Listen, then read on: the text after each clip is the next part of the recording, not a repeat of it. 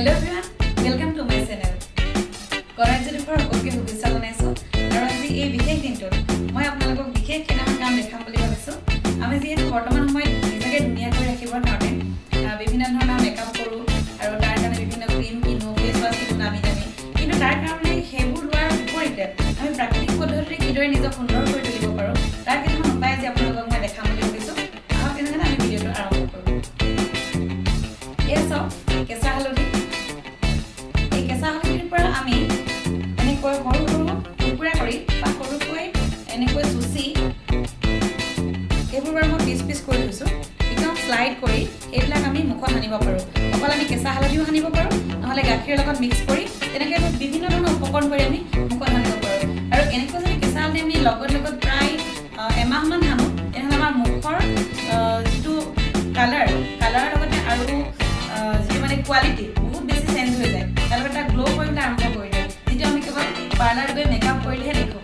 গতিকে একো মেকআপ নকৰাকৈ পইচা খৰচ নকৰাকৈ কৃত্ৰিম একো ধৰণৰ ক্ৰীম নলগোৱাকৈ আমি যদি প্ৰাকৃতিক পদ্ধতিৰে এনেকৈ নিজক সুন্দৰ কৰি তুলিব পাৰোঁ তেনেহ'লে এই কামটো আমি কিয় নকৰোঁ আৰু দ্বিতীয়টো হৈছে ইয়াত কমলা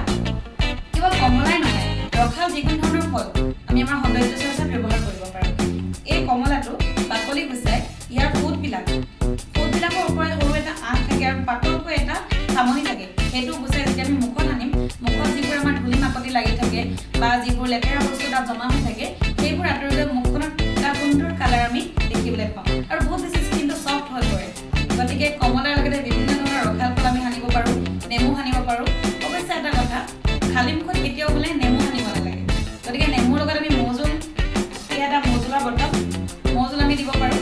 মৌজোল আৰু নেমু বা আমি কেতিয়াবা কমলা মিক্স কৰি ল'ব পাৰোঁ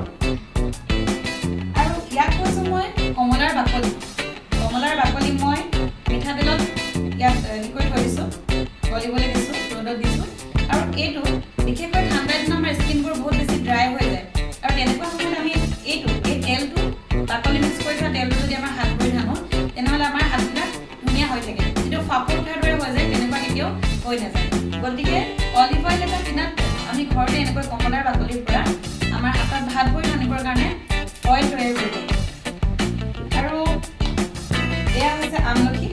আমাৰ চুলিৰ সকলোৰে বহুত বেছি প্ৰিয় বস্তু আৰু সৌন্দৰ্য চৰ্চাৰ কাৰণে চুলিৰ যদি মানে হেয়াৰ ষ্টাইল যদি ভাল নহয় তেনেহ'লে এই সৌন্দৰ্যটো আধৰুৱা হৈ ৰয় বুলি কয় গতিকে হেয়াৰ ষ্টাইলৰ কাৰণে বিভিন্ন ধৰণৰ চেম্পু আৰু ইত্যাদি বিভিন্ন ধৰণৰ এড আমি পাই থাকোঁ টিভি মোবাইল ইত্যাদি কিন্তু এই আমলখিটো এনেকৈ সৰু সৰুকৈ কাটি বা শিলগুটিত থেতালি যদি পানীত এনেকৈ তিয়াই থৈ দিওঁ তেনেহ'লে এই পানীটো যদি আমি চুলিত লগাওঁ তেনেহ'লে আমাৰ চুলিবোৰ বৰ সুন্দৰ হয় দীঘল হয় আৰু চফ্ট হয় আমাৰ যিবিলাক উফি হয় বা ডেণ্ড্ৰাফ যিবিলাক হয় এইবিলাক নোহোৱা আমি কৰিব পাৰোঁ এই ধৰণে আমলখি ব্যৱহাৰ কৰি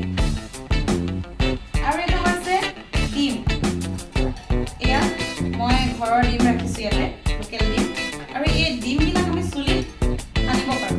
ডিম সানি তাৰ বিশেষকৈ যিটো অৰেঞ্জ কালাৰ এটা কুহুম থাকে সেই কুহুমটো যদি আমি চুলিত লগাওঁ তেনেহ'লে আমাৰ চুলি ভাল হয় আৰু দৈও লগাব পাৰি চুলিত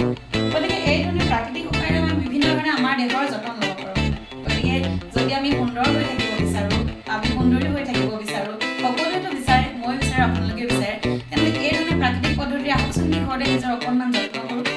তেনেহ'লে friends, thank you all of you for watching my channel and again I request all of you please like, comment and share and also please put the button of subscription. Thank you.